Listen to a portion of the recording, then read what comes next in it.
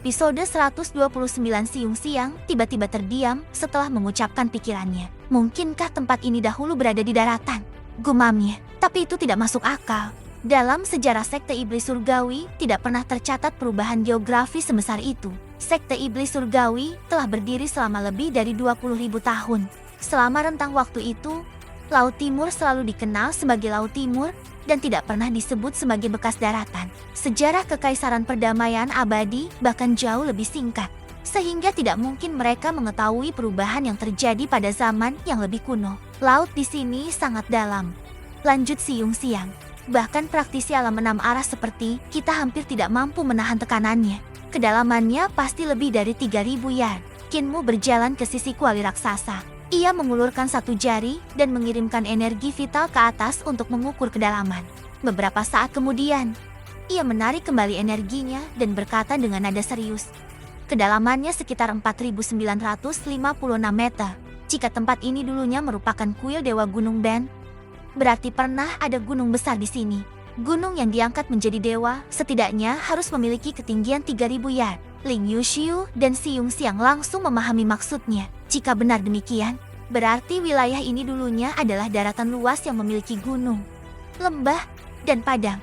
Namun kemudian terjadi bencana dahsyat yang menyebabkan seluruh kawasan tenggelam ke dasar laut, membayangkan sebuah wilayah sebesar Kekaisaran Perdamaian Abadi tenggelam ribuan meter ke dalam bumi saja sudah membuat mereka merinding. Kinmu memeriksa kuali raksasa itu dengan saksama. Di dalamnya terdapat pecahan logam yang tampaknya berasal dari senjata roh yang telah hancur. Namun yang menarik perhatiannya bukanlah pecahan senjata tersebut, melainkan pola run yang menghiasi permukaan kuali. Run-run itu tampak kuno. Sekilas bentuknya mirip dengan run yang pernah ia lihat di Great Ruins, tetapi ada perbedaan yang jelas. Gaya dan keindahannya berasal dari peradaban yang berbeda. Kuali ini bukan berasal dari zaman sekarang, pikir Kinmu. Setelah selesai memeriksa, ia melompat keluar. Kita kehilangan semua senjata roh karena Long Jionan, katanya. Untuk sementara kita harus lebih berhati-hati. Ling Yuxiu mengangguk. Sebenarnya, senjata roh yang paling cocok adalah senjata yang lahir dari harta karun surgawi 6 arah milik kita sendiri. Jika kita berhasil menempa senjata yang sesuai dengan bentuk senjata roh masing-masing, kekuatan kita akan meningkat drastis. Kinmu tampak penasaran. Bagaimana cara melahirkan senjata roh? Ia pernah mendengar istilah itu sebelumnya, tetapi tidak pernah memahami prosesnya. Siung Siang menatapnya heran. Pemimpin sekte, jangan bilang Anda benar-benar tidak tahu. Kinmu menggelengkan kepala. Aku hanya pernah masuk kaula 6 arah sekali. Setelah itu, aku langsung dihukum berdiri di sudut. Mengingat kejadian tersebut, Siung Siang tidak bisa menahan senyum. Ling Yuxiu kemudian menjelaskan, yang disebut melahirkan senjata roh sebenarnya bukan menciptakan senjata fisik. Yang lahir adalah bentuk atau cetak biru senjata itu.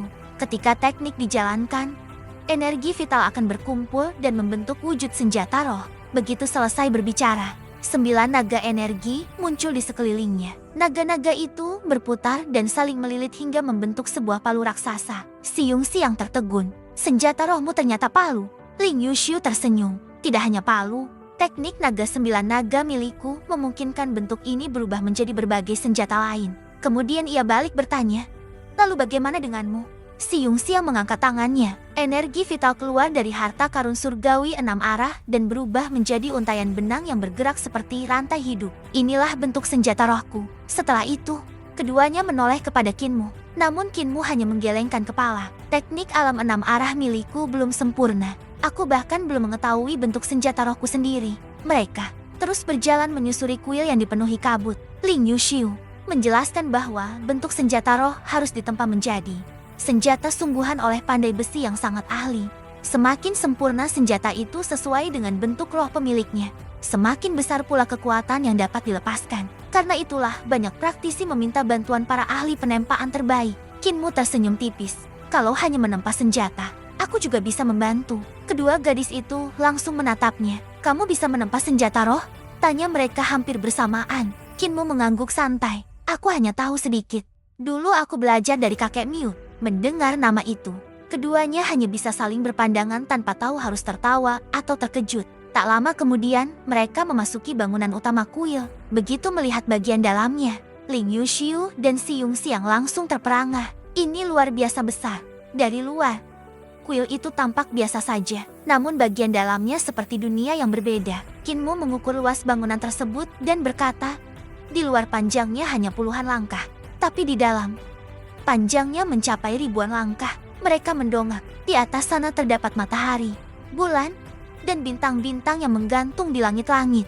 Kuil, pemandangan itu benar-benar menyerupai dunia kecil yang lengkap. Ruang di dalam kuil ini ribuan kali lebih besar daripada bagian luarnya, kata Kinmu. Ia lalu mengungkapkan kesimpulan yang mengejutkan. Kuil ini dibangun di atas tulang tauti surgawi berdarah murni, bahkan mungkin milik makhluk setingkat dewa. Mata si Yungsi yang berbinar. Sayangnya, kita tidak bisa membawa kuil sebesar ini pergi. Kinmu mengangguk setuju. Namun, pandangannya segera tertuju pada matahari buatan yang menggantung di langit. Tiba-tiba sebuah ide muncul di benaknya. Jika matahari buatan ini dapat dinyalakan, mungkinkah matahari di Sunship juga bisa dihidupkan kembali?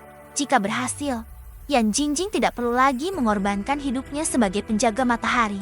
Memikirkan hal itu, Kinmu langsung terbang ke udara. Semakin dekat ke matahari, suhu di sekitarnya semakin mengerikan. Tubuhnya berubah menggunakan teknik api Makima Saffron agar mampu menahan panas. Meski begitu, cahaya matahari itu masih terasa seperti ribuan jarum yang menusuk tubuhnya. Saat akhirnya berhasil melihat lebih dekat, ia menyadari bahwa matahari tersebut sebenarnya adalah sebuah bola mata raksasa. Api dan cahaya yang menyilaukan memancar dari pupilnya. Kinmu segera mundur. Jika memaksakan diri mendekat, tubuhnya bisa meleleh karena panas atau tertembus sinar mematikan itu. Ia kembali ke tanah, melihat bentuk tubuhnya yang masih setengah berubah. Si Yungxiang dan Ling Yushu tidak bisa menahan rasa penasaran. Si Yungxiang bahkan nekat menyentuh pantat banteng Kinmu. Ini sungguhan.